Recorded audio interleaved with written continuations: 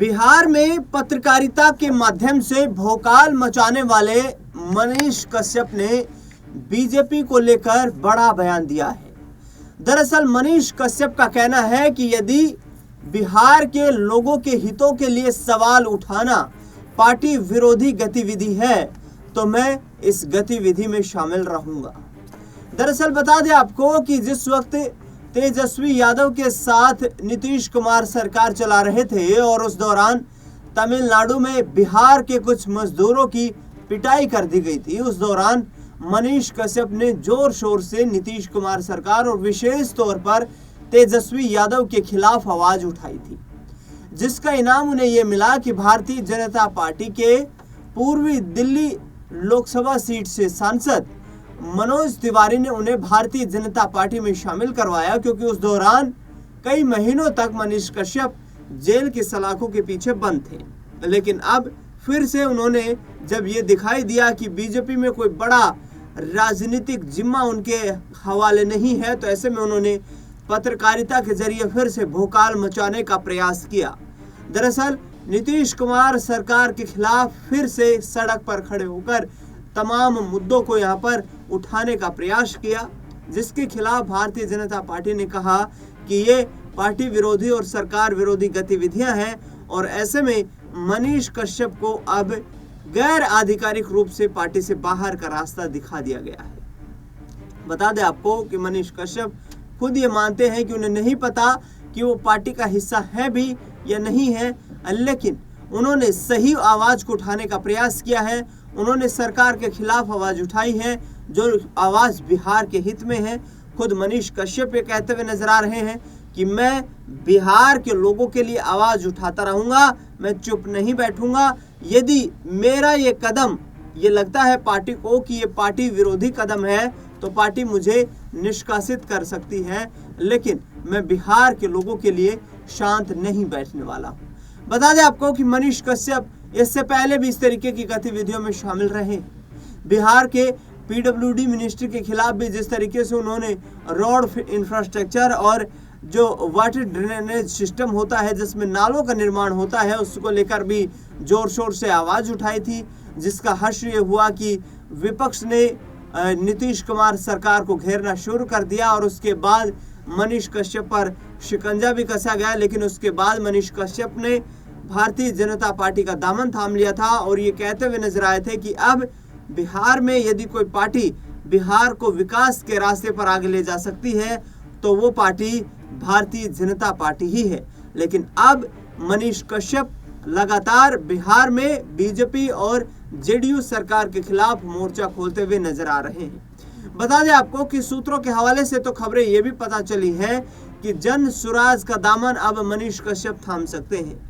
मनीष कश्यप ने प्रशांत किशोर को लेकर कई बार ये कहा है कि प्रशांत किशोर राजनीतिक तौर पर एक नया संगठन, एक नई विचारधारा पैदा करने के लिए बिहार के लोगों में क्रांति पैदा कर रहे हैं।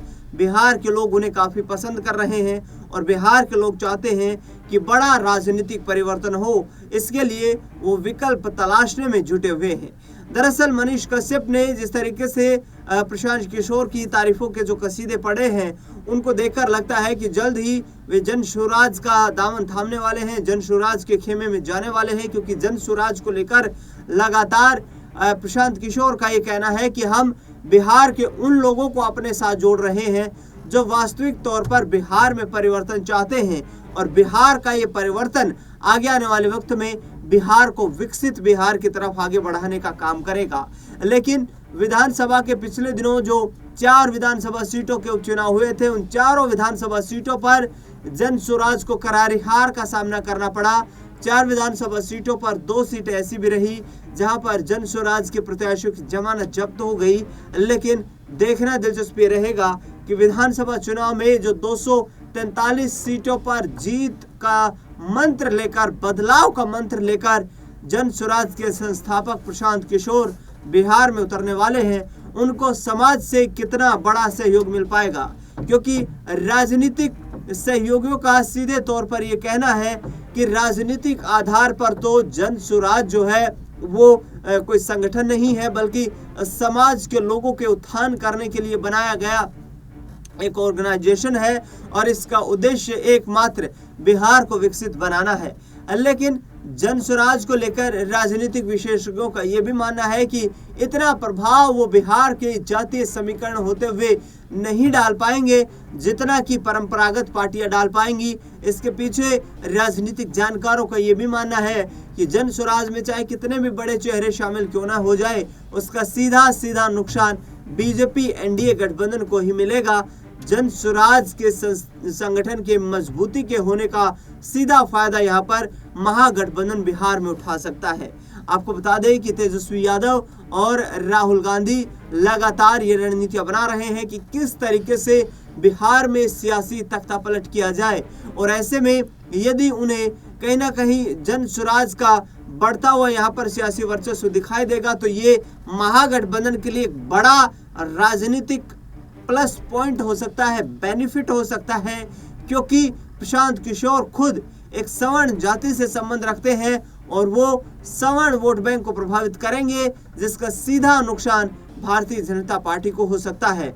ऐसे में कोशिशों में ये जुटे हुए हैं तमाम राजनीतिक दल कि प्रशांत किशोर के साथ गठबंधन कर लिया जाए। हालांकि एक तरफ प्रशांत किशोर एनडीए के लिए टेंशन का माहौल बने हुए हैं, तो दूसरी तरफ असदुद्दीन ओवैसी महागठबंधन की टेंशन बढ़ा सकते हैं, क्योंकि बिहार में 5 ऐसे जिले हैं जहां पर 35% से ज्यादा मुस्लिम वोट बैंक है, और 35% से ज्यादा मुस्लिम वोट बैंक वाले उन 25 विधानसभा सीटों पर यदि ओवैसी पूरी जान झोंक कर अपना चुनाव प्रचार करते हैं, जान झोंक कर वहां पर चुनाव लड़ते हैं, तो इसका सीधा नुकसान कांग्रेस पार्टी और तेजस्वी यादव की पार्टी आरजेडी को हो सकता है।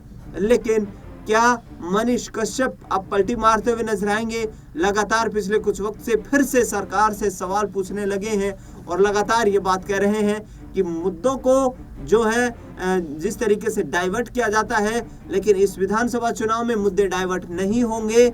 मैं किसी भी पार्टी के लिए नहीं लड़ना चाहता, मैं बिहार के लिए लड़ना चाहता हूँ।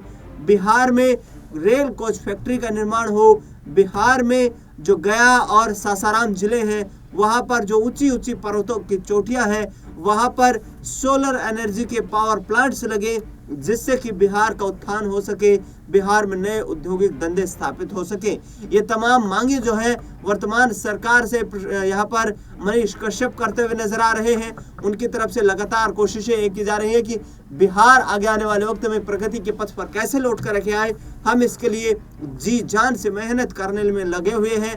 पिछले 25 सालों से बिहार प्लाइन की फैक्ट्री बन चुका है।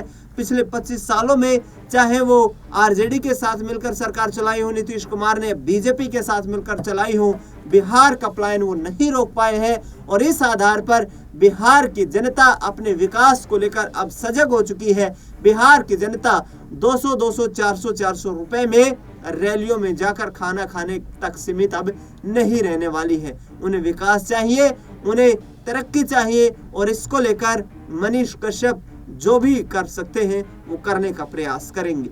देखना दिलचस्प होगा कि प्रधानमंत्री नरेंद्र मोदी, जिन्होंने बिहार की धरती से चुनावी बिगुल फूंका है, क्या फिर से एनडीए की सरकार बनाने में एक अहम भूमिका निभा पाएंगे। फिलहाल इस खास कार्यक्रम में इतना ही।